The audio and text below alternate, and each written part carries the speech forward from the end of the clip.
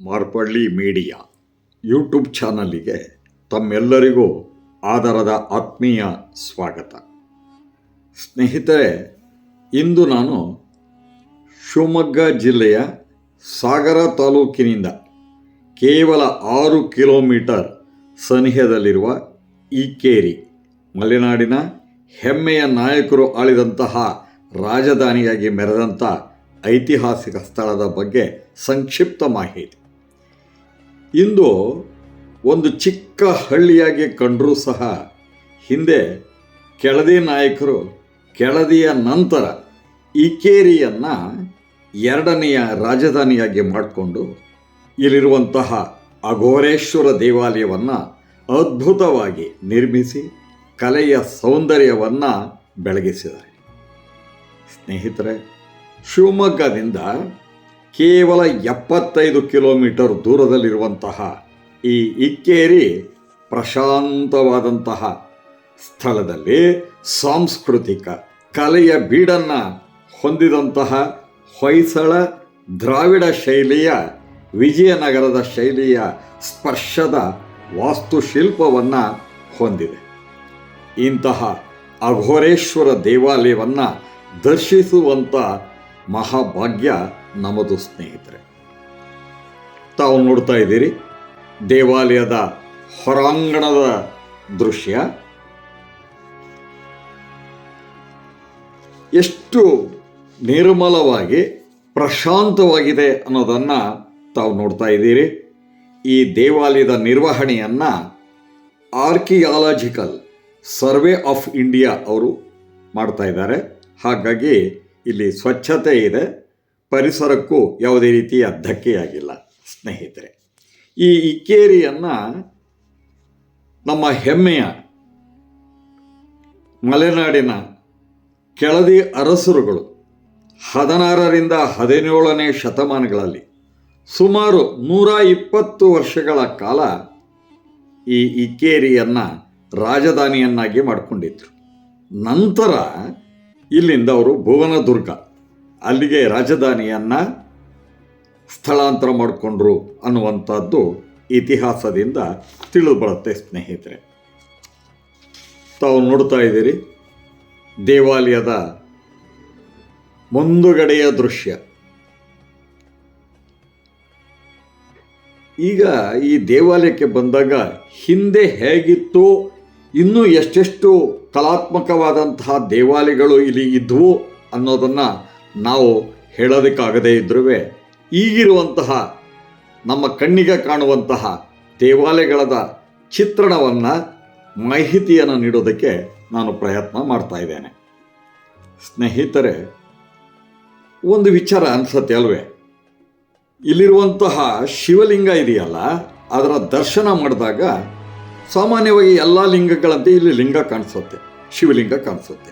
ಆದರೆ ಇದನ್ನು ಅಘೋರೇಶ್ವರ ಅನ್ನುವಂಥ ಹೆಸರು, ಆ ಹೆಸರಿನಲ್ಲಿದೆ ನೋಡ್ರಿ, ಘೋರ ಘೋರ ಅಘೋರ ಅನ್ನುವಂಥ ಶಿವನ ರೌದ್ರ ರೂಪದ ಮಾತು. ಹಿಂದೆ ಕೆಲವರು ಹೇಳೋ ಹಾಗೆ ಶಿವನ ರುದ್ರ ರೂಪದ ಶಿವನ ಮೂರ್ತಿ ಇತ್ತು, ಅದು ಈ ದಾಳಿಕಾರರಿಂದ ಭಗ್ನವಾದ್ದರಿಂದ ಅಲ್ಲಿ ಲಿಂಗವನ್ನು ಇಟ್ಟರು ಅಂತ. ಹಾಗೆ ಆ ಪಾಣಿಪೀಠ ಅನ್ನುವಂಥದ್ದು ಇದೆಯಲ್ಲ, ಈಗಿಟ್ಟಿರೋ ಲಿಂಗಕ್ಕೂ ಆ ಪಾಣಿಪೀಠ ವಿಶಾಲವಾಗಿ ಅಗಲವಾಗಿರೋದಕ್ಕೂ ವ್ಯತ್ಯಾಸ ಇದೆ. ಸ್ನೇಹಿತರೆ, ಹಾಗೇನೆ ಶಿವನ ಹೆಂಡತಿ ಪಾರ್ವತಿ ಇದ್ದಾಳಲ್ಲ, ಅವಳನ್ನು ಪಾರ್ವತಿ ಅನ್ನೋದಕ್ಕಿಂತ ಅಖಿಲಾಂಡೇಶ್ವರಿ ಅನ್ನುವಂತಹ ಹೆಸರಿನಿಂದ ಇಲ್ಲಿ ಕರೀತಾರೆ. ಹಾಗಾಗಿ ಈ ಹೆಸರಿನ ಹಿಂದೆಯೇ ಎಷ್ಟೋ ವಿಚಾರಗಳು ಇದ್ದಿರಬಹುದು ಅಂತ ಅನಿಸುತ್ತೆ. ಸ್ನೇಹಿತರೆ, ಈಗ ನಾನು ಒಳಗಡೆ ಬಂದಿದ್ದೇನೆ. ಮೊದಲು ಕಾಣುವಂಥದ್ದೇ ನಮಗೆ ನಂದಿಯ ಮಂಟಪ. ನೋಡಿ ಹೇಗಿದೆ, ನಾವು ಎಲ್ಲಿ ಹೋದ್ರೂ ಇಷ್ಟು ಸುಂದರವಾದಂತಹ ನಂದಿಗೆ ಇರುವಂಥ ಮಂಟಪವನ್ನು ನಾವು ನೋಡೋದಕ್ಕೆ ಸಾಧ್ಯ ಇಲ್ಲ. ಅಲ್ಲೂ ಅಷ್ಟೇ, ಆ ಮಂಟಪ ಇದೆಯಲ್ಲ, ಅದಕ್ಕೂ ಅಷ್ಟೇ ಆ ರೌಂಡ್ ಬಾಗಿಲುಗಳು, ಅದರ ಮೇಲೆ ಕೆತ್ತನೆಗಳು, ಅನೇಕ ರೀತಿಯ ಕಲೆಯನ್ನು ಇಲ್ಲಿ ಈ ಮಂಟಪದಲ್ಲಿಯೇ ನಾವು ನೋಡ್ತೇವೆ. ಇಷ್ಟೊಂದು ಪ್ರಾಮುಖ್ಯತೆಯನ್ನು ಇಲ್ಲಿರುವಂತಹ ನಂದಿ ಮಂಟಪದಲ್ಲಿ ನಾವು ನೋಡ್ತೇವೆ. ಸಾಮಾನ್ಯವಾಗಿ ನಂದಿ ಇದೆಯಲ್ಲ, ಒಂದು ಶಿವನ ಮುಂದುಗಡೆ ಲಿಂಗದ ಮುಂದುಗಡೆ ಇರುವಂಥದ್ದು ಅದು ಇದೆ ಒಳಗಡೆ.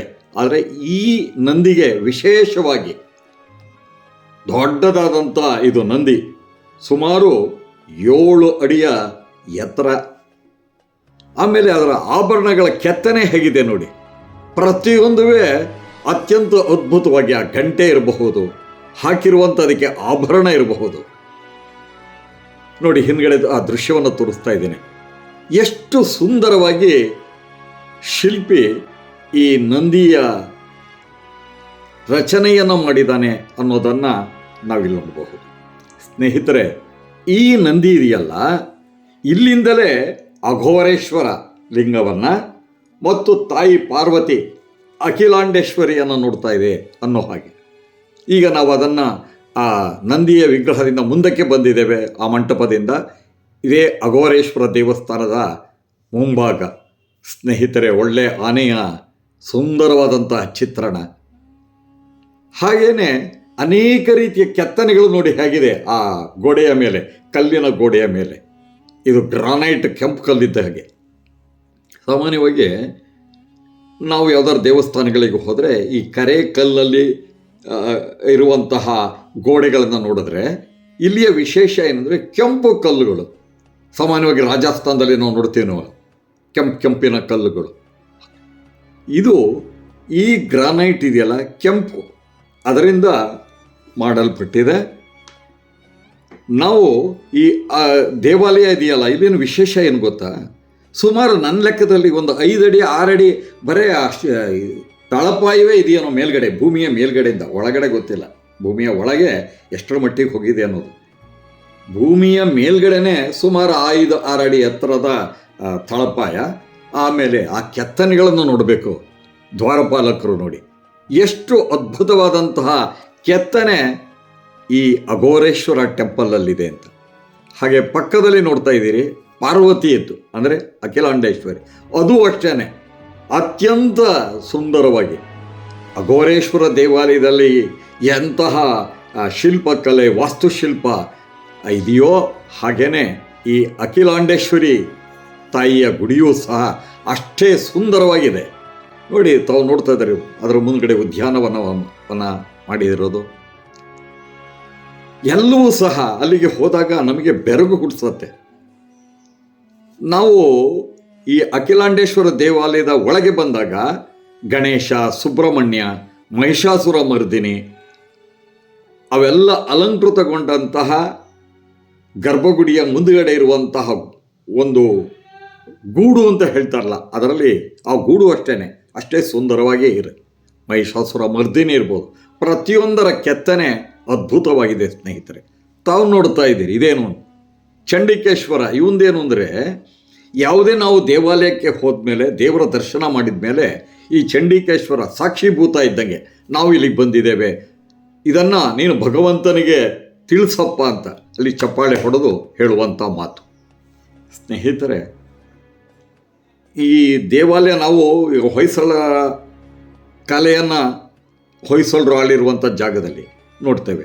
ಇಲ್ಲಿ ಏನಾಗಿದೆ ಅಂದರೆ, ಇದು 16 ಮತ್ತು 17ನೇ ಶತಮಾನದಲ್ಲಿ ರೂಪುಗೊಂಡಿರುವಂಥ ದೇವಸ್ಥಾನ ಆಗಿರೋದ್ರಿಂದ, ಅಲ್ಲದೇ ಈ ನಾಯಕರುಗಳಿಗೆ ವಿಜಯನಗರದ ಕೆಳಗೆ ಇವರು ಕೆಲಸ ಮಾಡಿದವರು, ಸಾಮಂತರಾದಂಥವ್ರು.